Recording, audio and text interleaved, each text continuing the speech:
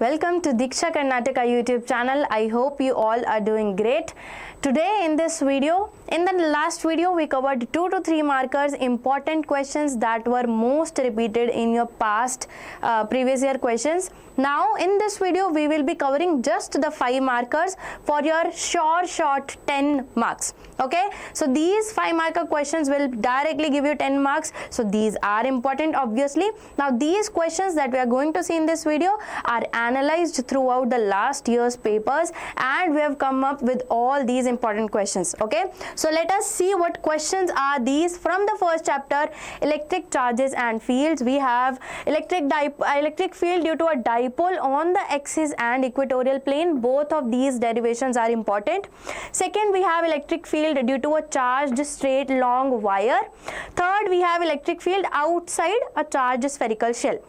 Then for the next chapter we have electric potential and capacitance. In the 5 marker derivation we have the expression for electric potential at a point due to a point source charge. Then next we have electric potential due to a dipole. Now dipole is an important topic, we all know that. Then next we have electric current. In the 5 marker derivation again cell in series or cell in parallel, correct? And we have Wheatstone bridge. Then in the next chapter, moving charges and magnetism, we have magnetic field at a point on the axis of a circular current loop. Then and the second, force between 2 parallel current carrying wires. Then next chapter we have magnetism and matter. Now again according to the blueprint, this 5 marker derivation won't come from this chapter. Okay, next again we have electromagnetic induction, no 5 marker definition.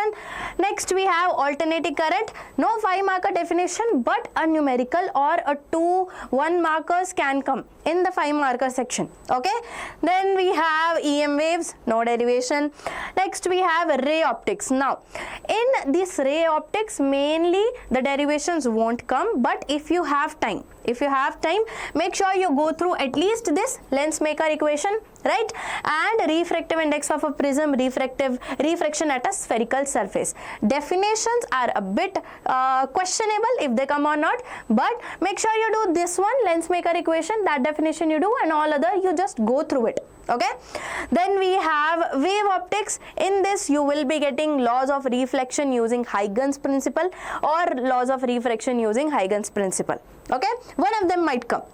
Then next we have dual nature, Einstein equation and its explanation, or any combination of 2 to 3 markers. So in this your concepts should be clear.